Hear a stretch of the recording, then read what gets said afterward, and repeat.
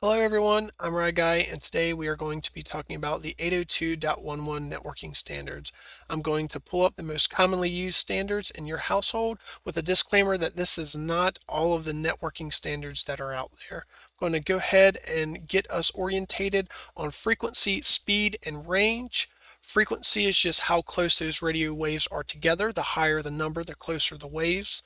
And also the speed, the higher you go in your wave counter, the closer the waves are together, the more speed that you can achieve. The only downfall with that is the more waves that are closer together, you're going to have less range. So a 2.4 gigahertz is going to have more range than a 5 gigahertz at the same power. Going back to 1999, we have our .11 alpha and our .11 bravo, with a frequency of 5 gigahertz and 2.4 gigahertz respectively. And the speed of the 5 gigahertz band, as you can see, was 54 megabits per second. The 2.4 band was 11 megabits per second. The 2.4 band had more range than the 5 gigahertz band.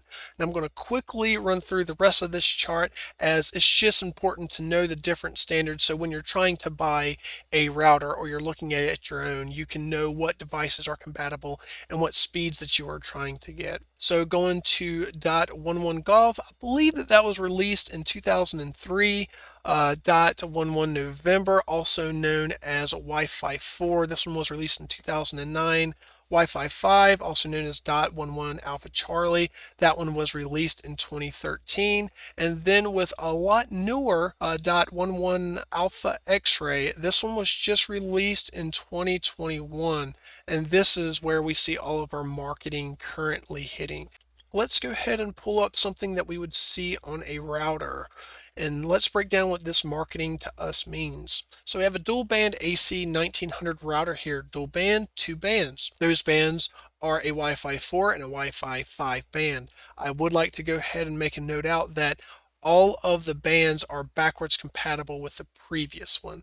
So all of your 5 gigahertz bands are going to be backwards compatible with each other, as well as your 2.4 gigahertz bands.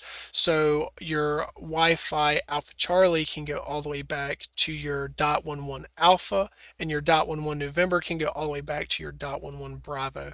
Do make a note that your 2.4 gigahertz band cannot operate on something the same as a 5 gigahertz band. Because those bands are different, they're not going to be able to talk to each other. Here we are going to pull up a tri-band AX11000.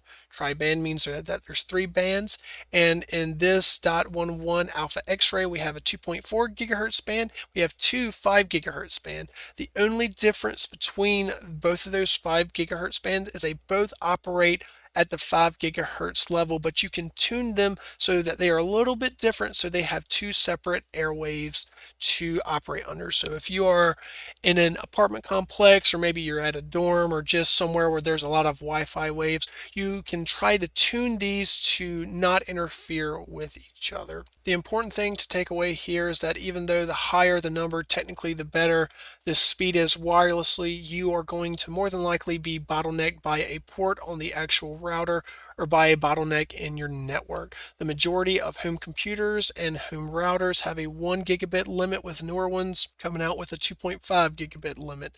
So just because you see an AX1100 does not mean your Wi-Fi is going to improve. I will also make a slight note here that if you see anything that says gaming router, more than likely you are being deceived, because it doesn't matter if it's a gaming router or a normal router. It routes, and the wireless speeds, if they're the same, are always the same. And if you are stuck with one that has a 1 gigabit port and you buy an AX11000, your maximum speed is going to be 1 gigabit or 1000 megabits. The last thing I want to go over is I'm going to bring back up this. As you can tell, there's a lot of 5 gigahertz inside of here, and when people see 5 gigahertz, they automatically think of their phone and 5G. So just to be crystal clear, 4G and 5G, they stand for fourth generation and fifth generation cellular network. So if you have a phone that is 4G LTE, you will still more than likely be able to connect to a 5 gigahertz Wi-Fi, because these are two separate antennas in your phone, and fourth gen and fifth gen, or 4G and 5G, are not the gigahertz that your phone antennas operate at. They operate at different frequencies for your cellular network, and on Wi-Fi they operate at either the 2.4 but mainly the 5 gigahertz frequency.